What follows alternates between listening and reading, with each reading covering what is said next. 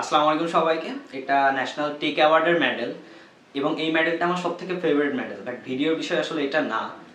ভিডিওটিতে যে জন্য আমি আসলাম সে বিষয়টা হচ্ছে এত প্রতিকূলতার মধ্য দিয়েও কিভাবে টিনেক্স রান অলরেডি রানিং আর কি, এবং কিডস হেল্প লিঙ্ক, আমাদের স্টার্ট আপ সাইবার, আগের গার্লস ইনসেপ প্রজেক্ট, অ্যান্টি হ্যারাসমেন্ট কমিটি সবগুলো সক্রিয় রয়েছে এবং আমরা কন্টিনিউয়াসলি অনেক টিনেজারকে সার্ভিস দিয়ে যাচ্ছি, সাপোর্ট দিয়ে যাচ্ছি এবং তাদের ফিউচারটা যেন সুন্দর হয় সেই লক্ষ্যে এগিয়ে যাচ্ছি।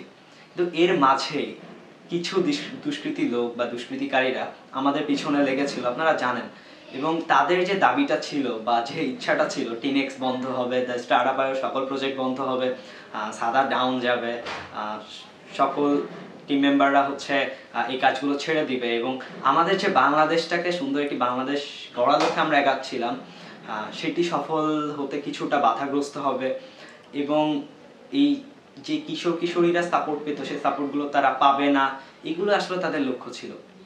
তাদের লক্ষ্যগুলো কেন ছিল বা কিসের জন্য ছিল সেগুলো জানি না, তবে আমি কিন্তু যখন থেকেই বাংলাদেশের বা বাংলাদেশকে একটি শিশুবান্ধব দেশ হিসেবে গড়ে তোলার লক্ষ্যে কাজ শুরু করেছে, অর্থাৎ 2020 সালের শেষের দিকে এবং বলতে পারেন 2021 সালের শুরুর দিক থেকে আমাদের একটাই ইচ্ছা, সেটা হচ্ছে বাংলাদেশকে একটি শিশুবান্ধব দেশ হিসেবে বিশ্বের বুকে তুলে ধরব।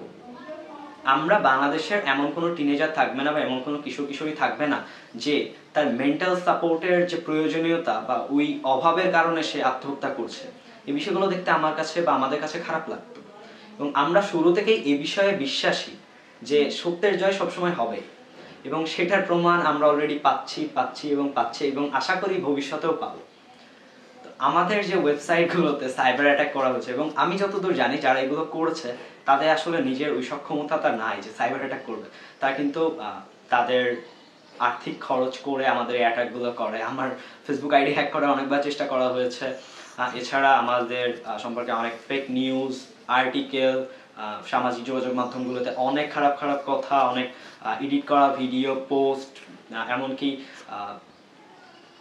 এডিট করা ভয়েস দিয়ে আমাদেরকে অনেক ছোট করার চেষ্টা করা হয়েছে। কিন্তু দিন শেষে আমরা ওই কিশোর কিশোরীদের সাপোর্ট দিতে পারছি এবং এটাই আমাদের সব থেকে বড় সাকসেস।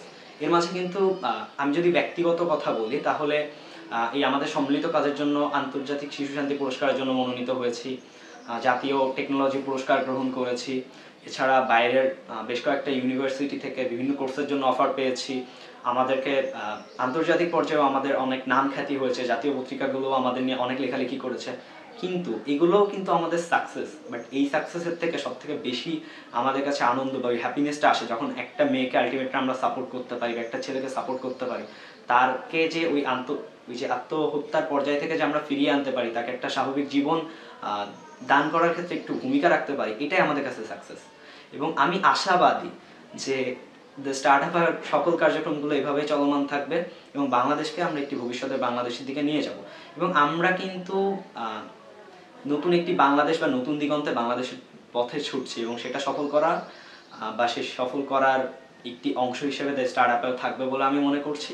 সকলকে ধন্যবাদ। যেভাবে এবং যারা আমাদের সাপোর্টে রয়েছে, যেভাবে সাপোর্টে থাকুন না কেন, আমি তাদের প্রতি অসংখ্য কৃতজ্ঞতা জানাচ্ছি এবং যারা আমাদের আসলে পিছনে লেগেছিলেন বা এখনো চান যে আমাদের কার্যক্রমগুলো বন্ধ হয়, তাদেরকেও ধন্যবাদ জানাচ্ছি, কারণ আপনাদের এই সকল খারাপ কাজই বলি আমাদেরকে অনেক সাপোর্ট দেয় বা ওই অনুপ্রেরণাটা যোগায় যাতে আমরা ভবিষ্যতে আরো এগিয়ে যেতে পারি।